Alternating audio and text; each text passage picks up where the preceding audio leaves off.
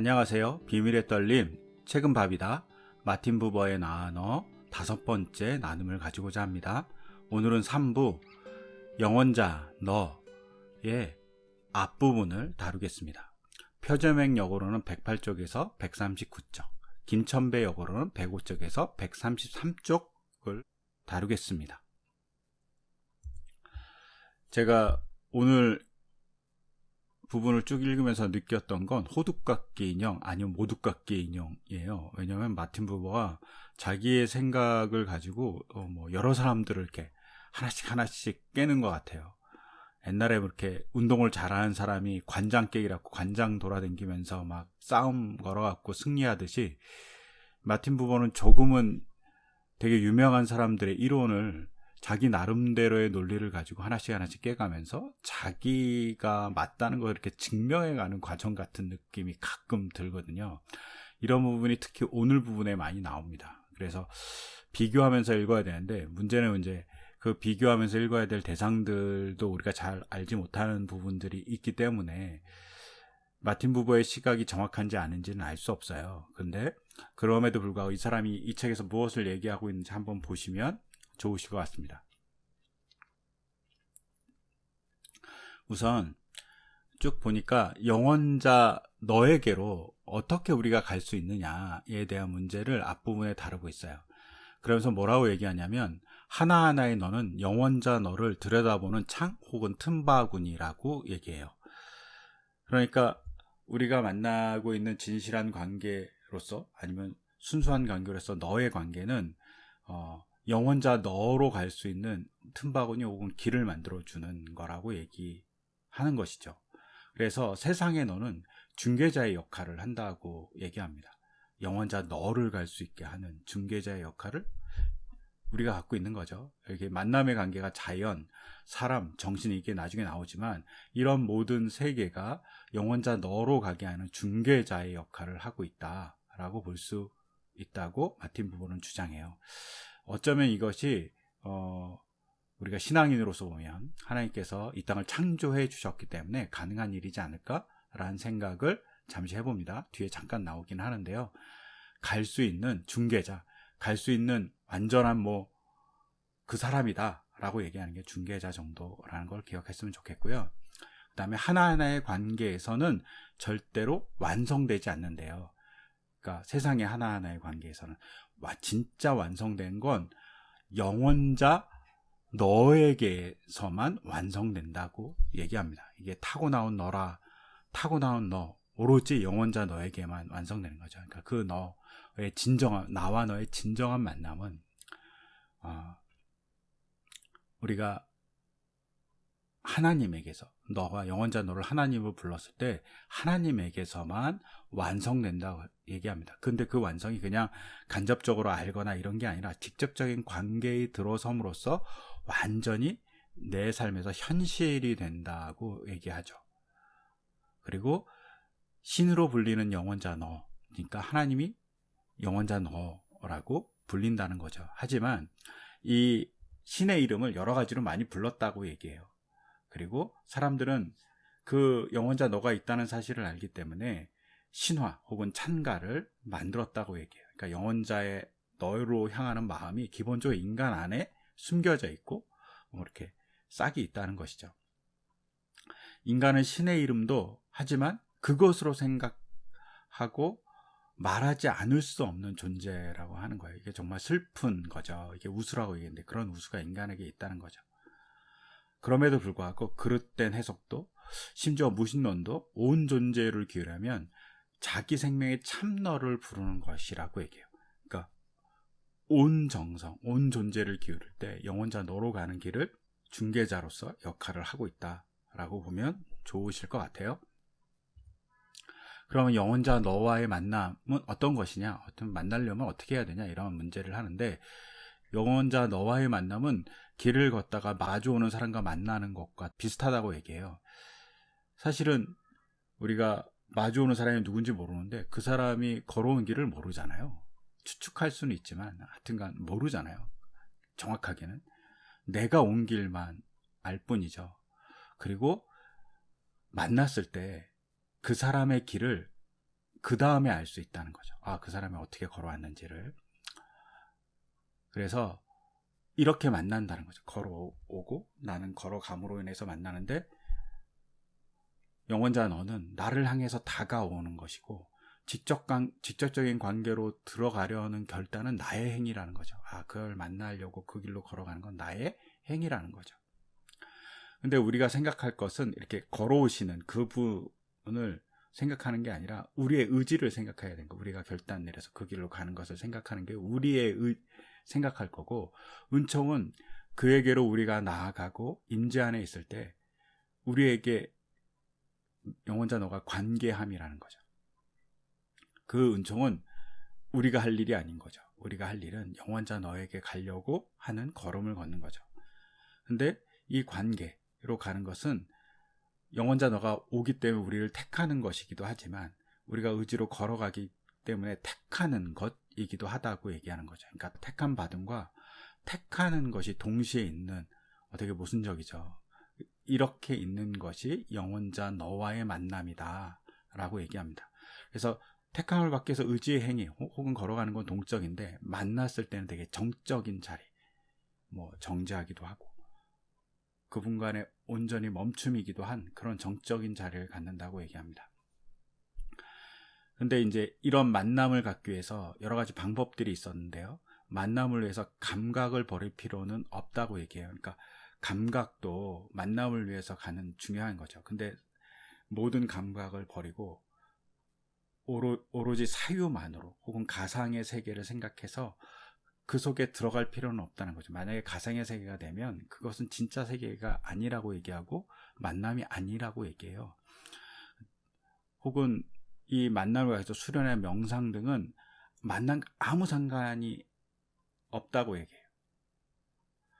명상과 수련 이런 거는 그것의 세계로부터 나아갈 수 없대요. 그러니까 더 이상 더 멀리 갈 수 없는 거죠. 그러면 어떻게 하냐? 나를 버리는 것이 아니라 수련을 통해서 나를 막 버리고 명상을 통해서 내가 없어진다고 막 그러잖아요. 근데 그러는 것이 아니라 자기 주장의 충동을 버리는 것, 그것이 중요하다고 얘기해요. 자기 주장의 충동이라는 건 사물을 소유하는 것으로 인간이 막 그쪽으로 가려고 하는, 여긴 도피라고 얘기했는데 그쪽으로 계속 가려고 하는 성질을 버리는 것이 중요하다. 소유하는 게 아니라 나와 너의 만남, 관계로 들어가려고 하는 것이 중요하다. 근데 여기서 나는 있어야 돼요. 내가 없으면 안 되고, 나는 영원자와 숭고한 관계에 필요한 요소라는 거죠. 꼭 있어야 돼. 내가 있어야지 너를 만날 수 있으니까. 나를 버리는 그런 일은 없어야 된다. 그 대신 자기 주장의 충동, 사물을 소유하려는 그런 충동을 버리는 것이 중요하다라고 얘기합니다. 이게 나와 그것일 때 그것으로 자꾸 가려고 하는 것과 똑같죠. 그래서 소유하라는 것, 경험하라는 것, 가지라는 그것을 하지 말라고 얘기하는 거죠. 그러면 영원자 너와 또 개별적인 낱낱의 세계의 너가 있어요. 근데 이게 좀 차이가 있다고 얘기해요. 영원자 너와를 만날 때 그 차이를 잘 인식해야 되는데, 세계에 있어서의 너는 누군가 너를 온전히 만났을 때는 완전히 그 관계가 독전적 혹은 배타성을 갖는다고 얘기해요. 그러니까 그 관계 두 개만 있는 거예요. 우리가 이런 경험이 있잖아요. 가끔 너무 좋아하는 것을 만나거나 혹은 사랑하는 사람을 만났을 때 주위에 아무것도 안 보이고 그 사람만 보이는 것. 그래서 어떤 것도 침범할 수 없는 그런 상태가 되는 것을 독전적 혹은 배타적이라고 얘기하는 거죠. 그런데 영원자 너는 무조건적인 독전성도 가져요. 좀 전에 얘기한 대로. 하지만 포괄성도 가져요. 너 위에 모든 것을 저버리는 것이 아니라 너를 통해서 보는 거죠. 즉 포괄하는 거죠. 이거는 좀 달라지는 거죠. 세상에 나와 너는 너만 보이는데, 영원자 너는 너를 통해서 모든 것을 보게 되는 일이 발생하는 거죠. 그래서 포괄성이 있다라고 얘기합니다. 그리고 이런 영원자 너는 우리에게 어떻게 보이냐면 완전한 타자이라는 거죠. 완전한 타자라는 게 신학적 용어긴 한데, 이게 이제 오토부터 시작한 말이긴 한데, 완전히 밖에 있는 존재, 인간이 생각할 수 없는 존재라는 거예요. 그래서 완전히 결별되어 있는 거죠. 근데 여기까지만 얘기했던 거예요. 오토라든가 아니면 칼 바르트라는 사람이 신학에서 이 완전 타자를 얘기하면서 하나님은 거룩한 존재다, 완전히 구별됐다 라고 얘기하는데, 마틴 부더는 모두각에서 여기서 한번 까요. 아니다, 완전 타자이지만 자기 동일자이다. 그러니까 우리에게 자기를 동일하게 보여준다는 거죠. 그리고 완전히 벗어나서 자기 혼자 존재하는 게 아니라 현존재, 나와의 관계에서 지금 이 자리에 존재하는 존재이다 라고, 현존재라고 얘기해요. 그러면서 완전한 타자는 두려운 신비로 만나고, 자기 동일자로서의 하나님은 드러낸 신비, 자기 증명을 통해서 우리가 볼 수 있다는 거예요. 그리고 현존재로서 하나님은 나보다 나에게 더 가까운 존재로서 나와 너의 관계 안에 있다는 거예요. 그러니까 현존재인 거죠. 마틴 부버는 이렇게 오토라든가 칼바르트의 시간을 약간 까면서 완전 타자만은 아니시다 라고 얘기하는 거죠. 완전히 밖에 있으면서도 나보다 나에게 더 가까운 존재라고 얘기하는 거죠. 놀라운 얘기죠. 되게 모순적인 얘기인데 그럴 것 같아요. 하나님 완전한 저하고 다른 분리된 존재이지만 나보다 나에게 더 가까운 존재이시잖아요. 나를 더 잘 아신다고 얘기하니까 그런 존재로서 하나님 인식하는 것 같아요. 그리고 영원자 너에 대한 오해가 있다는 거죠. 하나님에 대한 오해, 하나님을 만남에 대한 오해가 있다고 마틴 부버는 이야기해요. 그런데 이런 오해 중에 하나는 하나님을 찾는 일이 가능하다고 생각한다 하는 것이 오해라고 하는 거예요. 하나님을 찾아내는 일은 있을 수 없는 일이라고 생각해요. 낱낱의 관계에서 영원자 너와의 관계를 기다리는 것뿐이지 우리가 찾아내는 건 아니라는 거죠. 그가 찾아오는 것을 기다리는 거예요.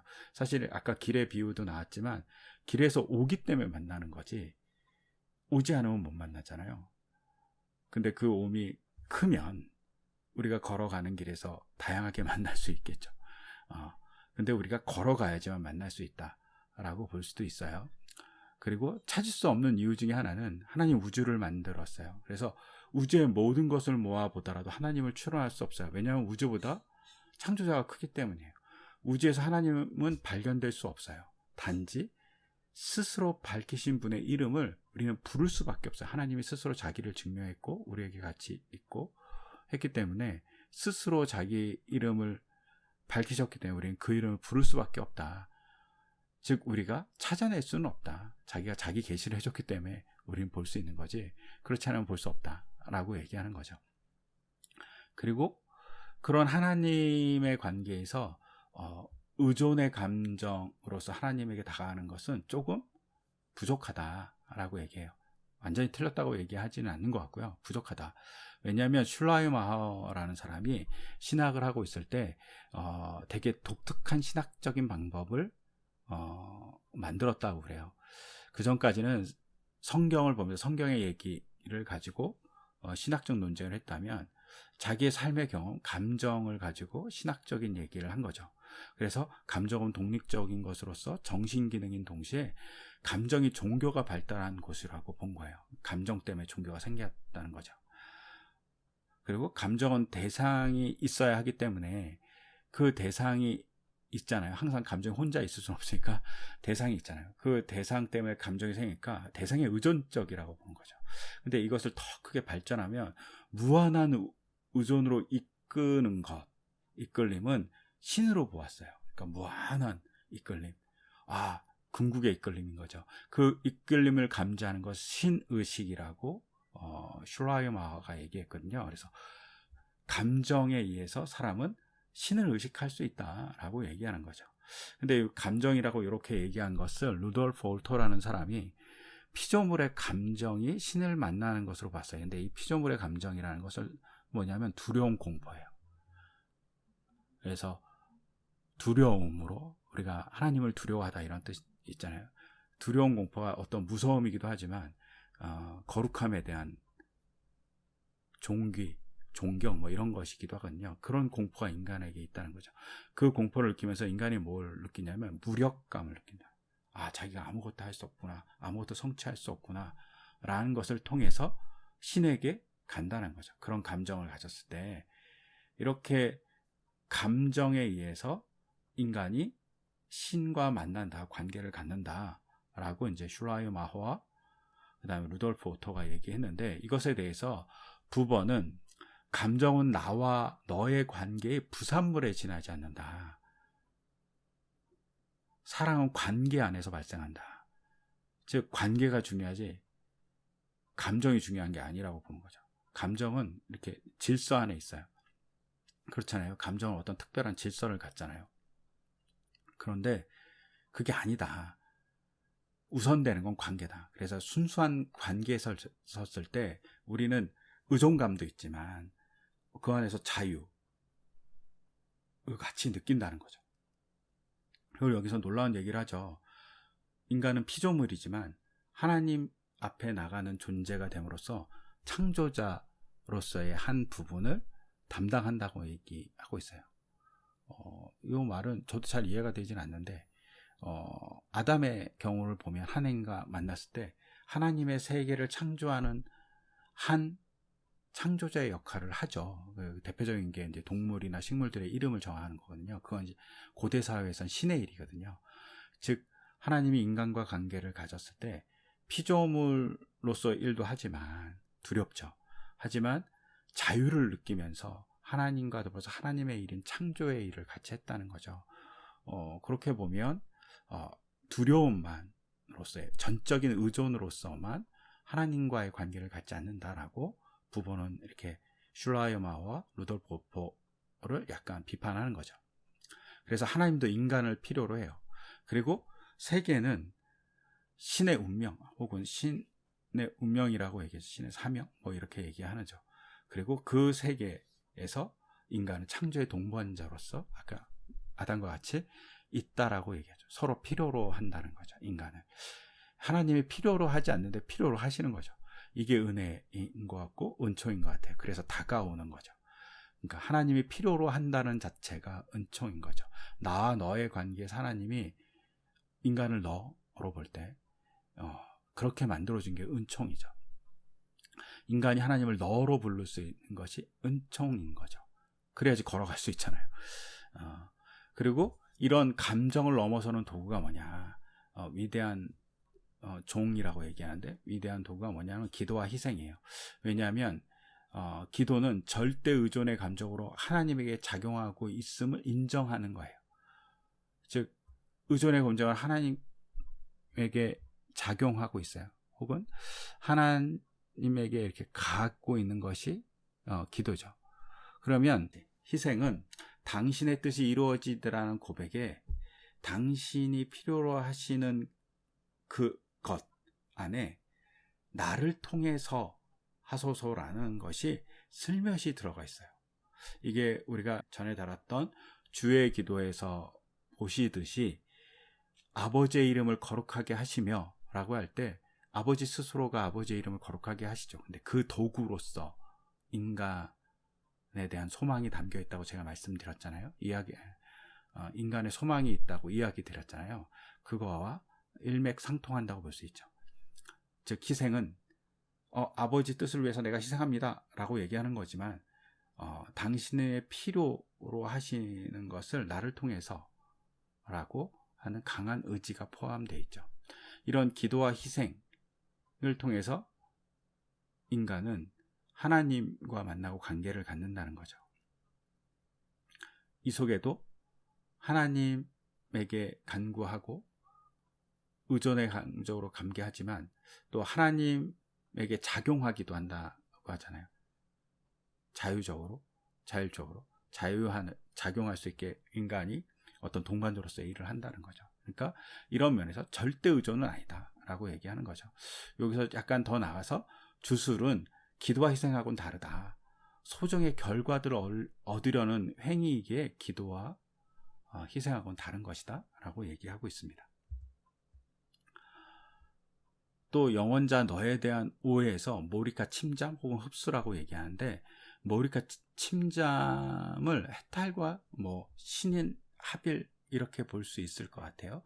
근데 해탈과 신일 하빌로 보면 하나가 돼버린 거잖아요. 아니면 벗어나 버린 거잖아요. 그러니까 관계가 없는 거죠.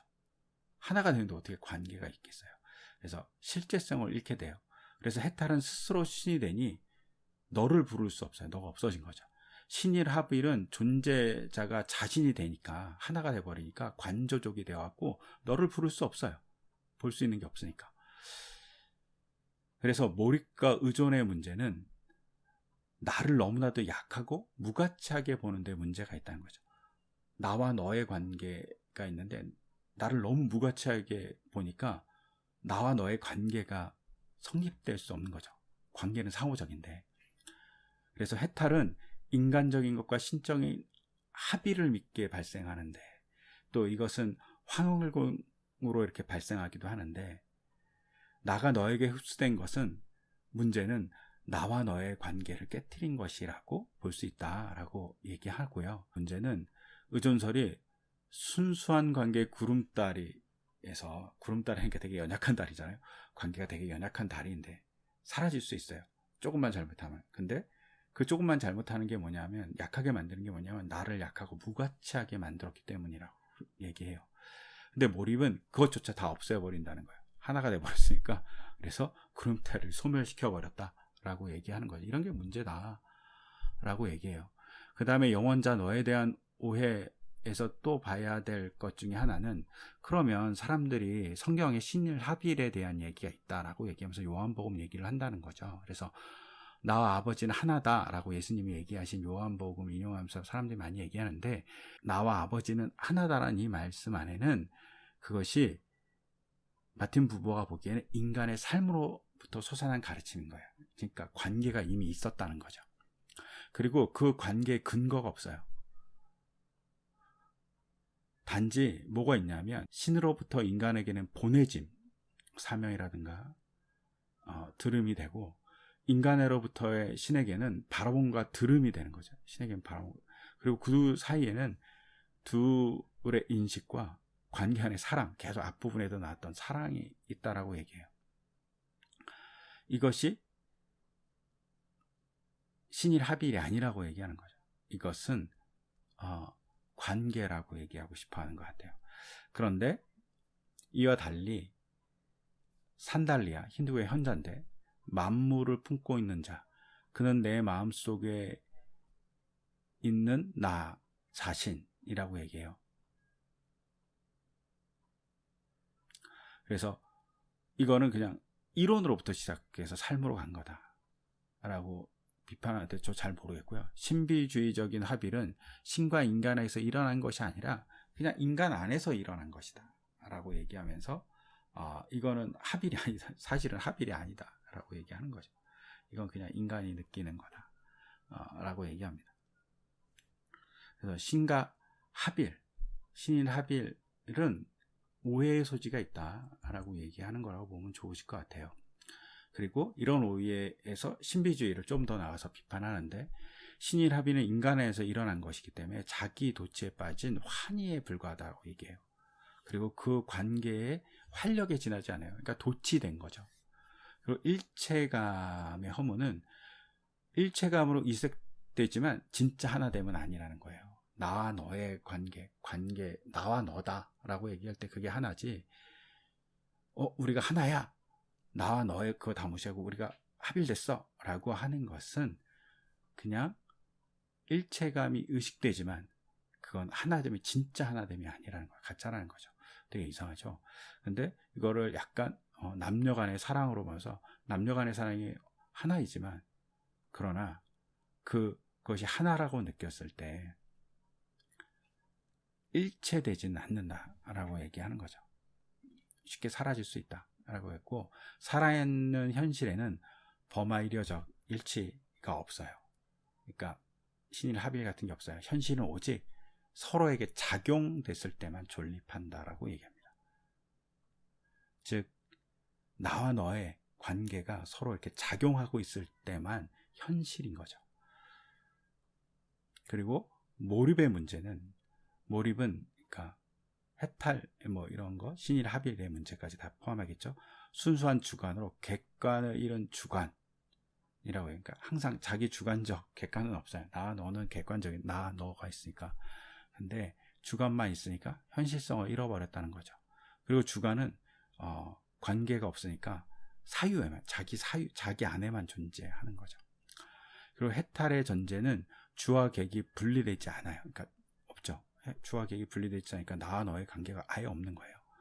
그래서 붓다의 가르친 대로 갈 때 삶의 현실에 불성실해질 수 있어요. 왜냐하면 붓다의 목적지는